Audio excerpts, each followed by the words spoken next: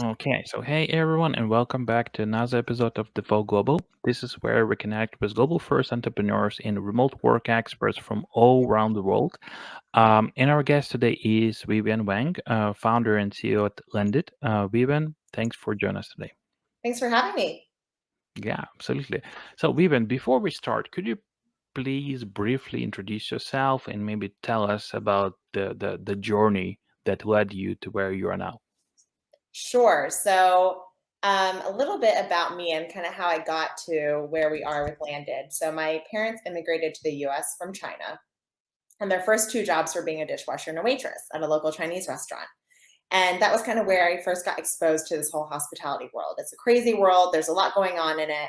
And it's one of those 24/7 industries that supports really everybody. Everybody eats at restaurants, everybody goes to grocery stores, everybody experiences and engages with the hourly worker. So ultimately, what we're building at Landed is a livelihood platform for these hourly workers. We want to help support them from a job perspective, from their finances to their education. And that's what we're really focused on. We've helped hundreds of thousands of people get jobs, which is amazing since we launched only a few years ago. And on the flip side, we've worked with hundreds of restaurants across the U.S., helping them hire for hourly workers. I think everybody's heard about the labor shortages that have been happening in the past couple years.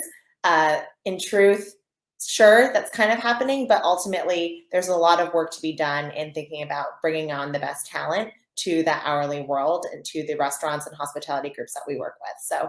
Um, it's been a really great ride, and we're only just getting started. There's a lot of work to be done still. And can you talk more about your company? Could you provide us maybe this quick overview of how Lendit works? How do job seekers and hiring managers utilize the platform to find the right match?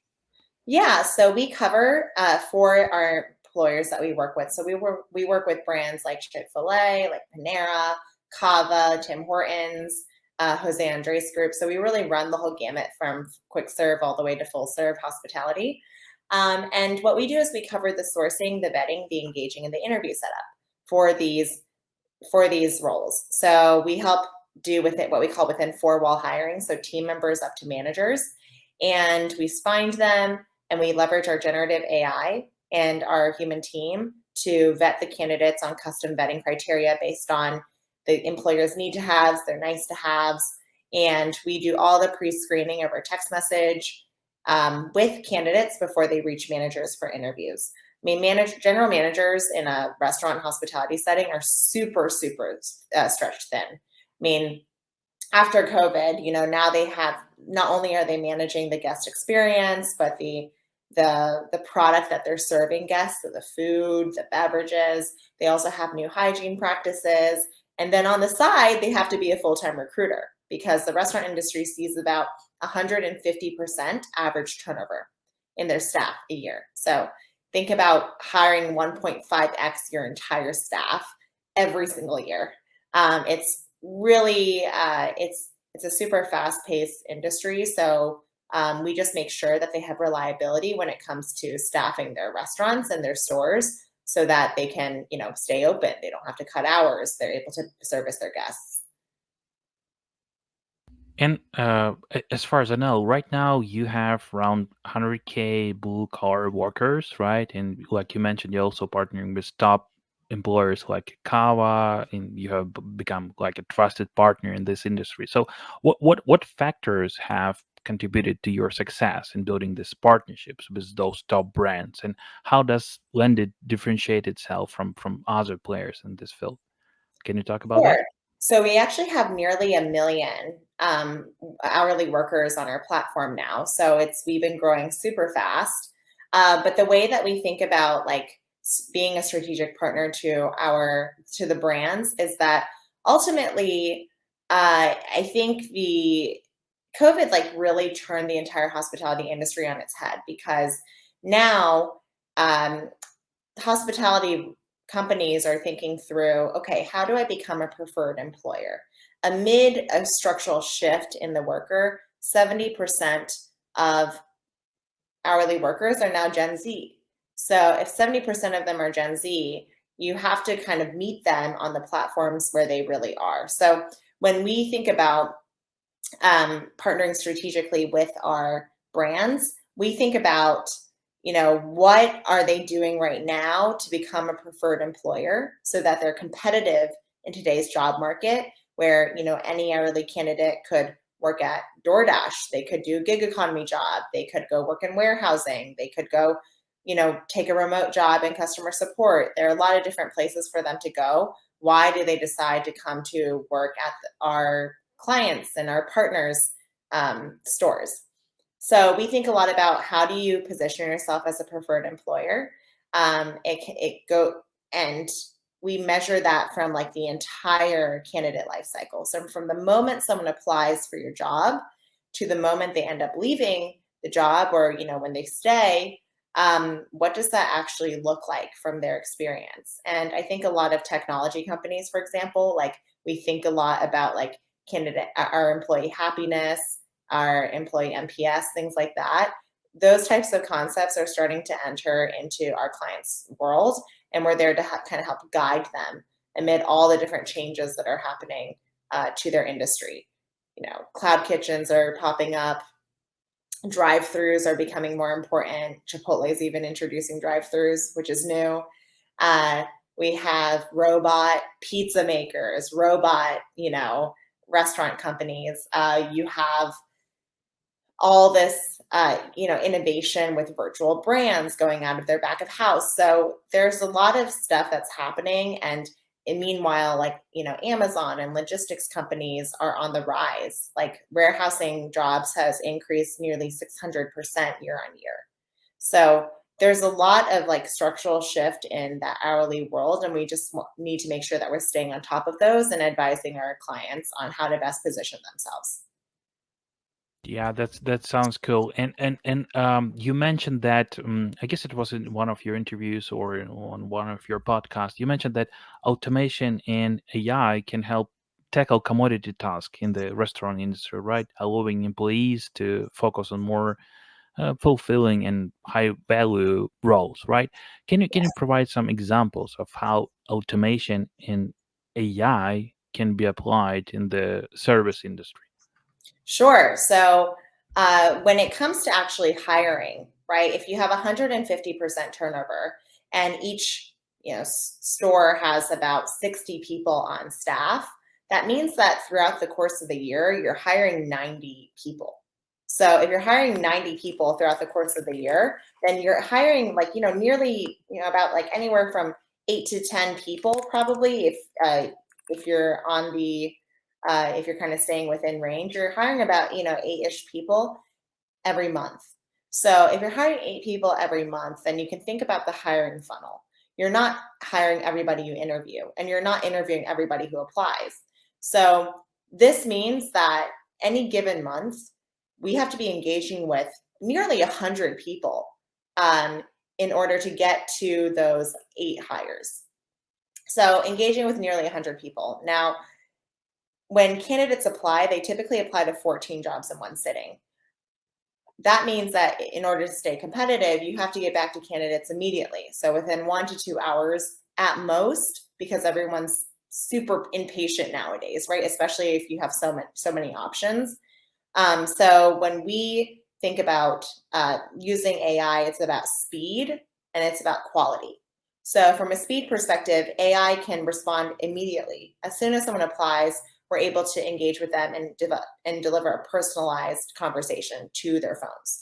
We don't, at Landed, we don't require candidates to download any apps or things like that. We're just literally texting them directly on their phones via regular SMS text message, taking on the persona of a hiring manager from that company. So we're reaching out, everything's very customized and it's personalized to that candidate's experience. Now, candidates typically ask about 4 questions before they commit to an interview, before they want to move forward. They have questions about the job, maybe the hours, maybe they already work a job and they're looking for just their second job. So we answer all those questions real time. And with AI, we're able to respond to all these questions in like an immediate time frame. Whereas for general managers, because they're super busy, they're on the floor, they're on the cooking line, they might not be getting back to the candidate for their first application until later that night, the next day. And in the world of hourly work, that means that that candidate might have already gotten a job in that time frame because it moves super quickly. So we're able to drive speed. And the second piece is quality. So quality of experience. Everybody wants a personalized experience when they're talking with their potential employer. They don't want a chatbot. They don't want a robotic thing where it's like yes, no, conversation tree. So having generative AI means that we can actually personalize that conversation to that person's work experience. We know where they've worked in the past. We can ask targeted questions, and we can also take on different tonalities with AI to match like the type of tone that they're taking on. So there's a lot of really cool technology here, and we, we've built our own generative AI way before AI was cool. We've had AI from day one, and that's helped us make sure that we're able to help drive speed and quality of the candidate experience and the hiring experience. Got it. And I'm just curious, do you use AI technology, maybe same approach to hire talent for Lendit?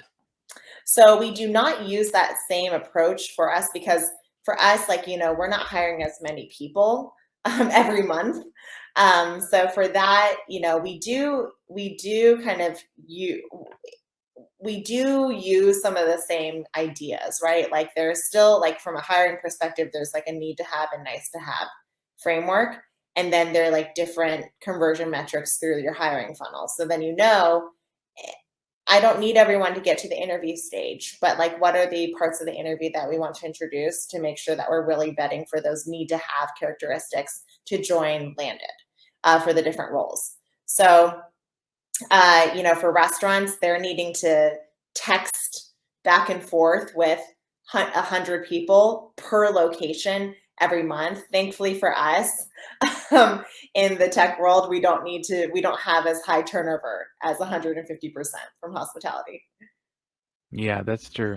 And speaking about your team, you have employees in Brazil, Philippines, Canada, and maybe some other countries, right? So, what was your initial motivation to start hiring globally? Can you talk about that? Yeah, so we definitely have folks like all over the world. So I'm in New York City. We have folks in Brazil and Colombia and Toronto, and we have folks in Manila and like in the Philippines, but we also have folks in LA, in Phoenix, in San Francisco, in Nashville. So everyone is kind of spread out, but ultimately the reason why we hired globally is because really like we're looking for the best talent for the job. There's and not just the best talent from like a work perspective, but also a really great fit into like our values and our operating principles. So have being able to really look globally meant that we were able to really find the best people for those roles. Got it. And can you talk more about your strategy for global hiring? How do you choose countries to hire from? Do you have any criteria? Do you have any checklist? Can you talk more about that? So, not really from like where we hire people from. There's not really a checklist there. Ultimately, we have people who apply to land the jobs that landed every day. So we go through those and kind of look at whether or not someone could be a good fit for the roles. We also work with some recruiting firms that do help us do like global sourcing for specific roles. So now that we have like there the only consideration there is like time zones. So we have to all be able to work the US time zones because that's where our clients are. So that does sometimes limit the places that we can look. But, our designer, I think, lives kind of in different places around the world. And as long as somebody's able to make their um, work for our clients and what we need to get done, then it's flexible. We're just looking for the best people. And from the tactical point of view, how do you do that? Do you have some local recruiters in different countries, or you use some international job boards to find the top talents? Can you talk more about that? Yeah, so we actually tend to work with recruiters that have more of a specialized focus on a specific type of job. So, a recruiter that focuses on technical recruiting for engineers, for example. And we're built on Ruby and React, so they need to, and Node and Elixir, so they need to understand some of those languages. And then we use other recruiters for other like go to market team roles that have more of a specialization there. But we're a big fan of Well Found too, AngelList, and that's a great platform as well. That's global. We're part of Y Combinator, and Y Combinator also has really great job board with amazing applicants coming in too. Got it. So you have teams in different countries, like Brazil, Canada, you mentioned. So how do you deal with local employment law compliance, basically? Do you Mhm. work with maybe some employer of record companies, or you have some other approach? How you deal with compliance stuff? Yeah, so we work with Deal, and Deal we love, and they were actually in the same batch as us in Y Combinator. So Shwo and Alex are awesome, and they help us stay compliant in these different countries. And how do you hire those guys? You hire them as a contractors, or you hire them as It employers for really deal? varies depending on the role. Hmm. It varies depending on the role and like um, what how they're contributing to the company. Got it, got it. And can you talk more about your maybe what was the biggest challenge for you to go global and start hiring globally? Maybe something related to culture, time zones. Maybe there were some other issues that you faced. And can you talk more about that? I think really the challenge was just like finding the right recruiters to help us get to the best candidates because being here in the US, like it's hard to know exactly where to go and all around the world. It's a large surface area to cover. So we experimented with a few different places and found where could we find the best quality candidates. And so we worked with a few different recruiters. We've gone to Upwork a few times just to look at what type of talent could be on there. And we also wanted to make sure that um, you know we had to build the remote work culture. So we have 3 values and 5 operating principles that really govern how and why we do what we're doing, and making sure that communication continues to scale as we bring on more people. We're growing very quickly, so having a way for our employees to stay connected and be able to run really fast in parallel and like drive those operating principles forward, I would say was the biggest challenge, but also like this most meaningful and like most rewarding part of growing a team, because we have everybody who's like amazing. We have our objectives and key results that we're running towards, very aggressive goals, and everybody is able to play a part in it regardless of where they are in the world. Got it. So we have, I don't know, probably community of 10K, maybe a bit more tech talent who might be, watching us right now. And what advice could you give to them? What advice could you give to those tech talent who are based, I don't know, in Brazil, in Mexico, in Ukraine, who are watching us right now? How can they get into, how can they get jobs in companies like Lendit, for example?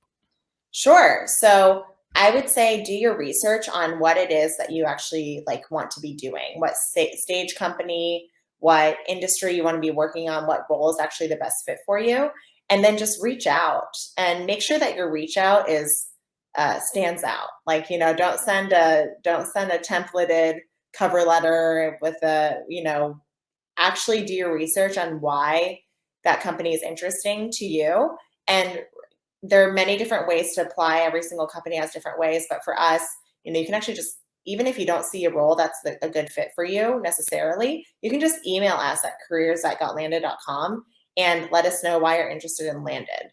And you'll probably talk to, if we think that there could be something that's a good fit, we'll probably reach out and then we'll set up time to chat.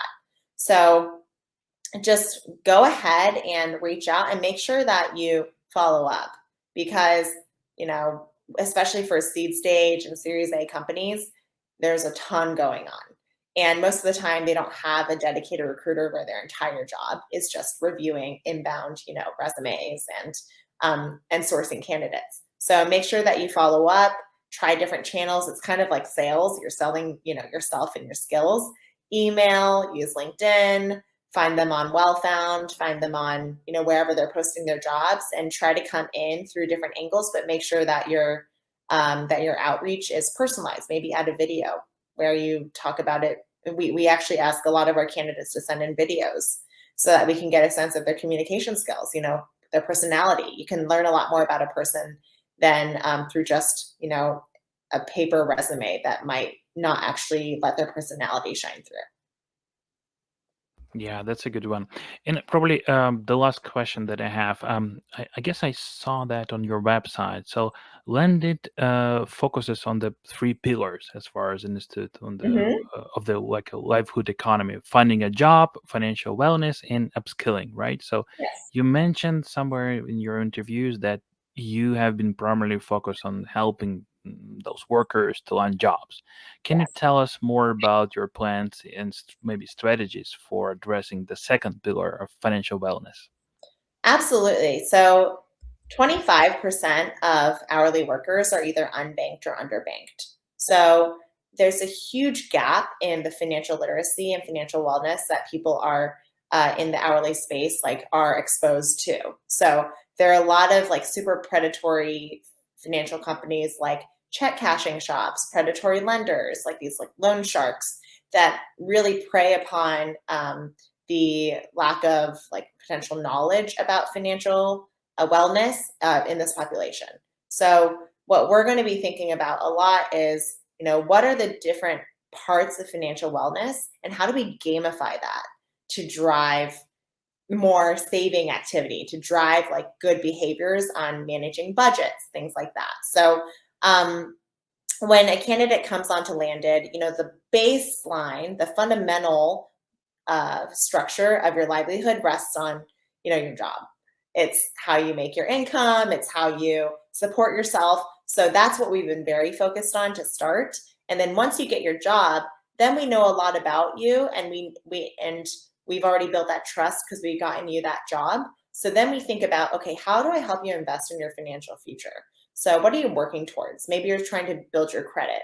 Maybe you're trying to save money. Maybe you're trying to just be better about budgeting. Maybe you need to think about, for the hourly world, candidates typically have 2.1 jobs simultaneously. So usually about 2 to 3 jobs at the same time. What are the next jobs that you should be getting in order to help support your financial goals? So there are a bunch of different things that we can do there. And those are kind of still in the works, but we're really excited to be able to better support we've already helped hundreds of thousands of people get jobs. Now the next step is, how can we think about supporting them in their financial futures so that they're able to kind of continue to build their livelihood? Got it. So does it mean that in a couple of years, maybe Lendit will become this wealth tech company?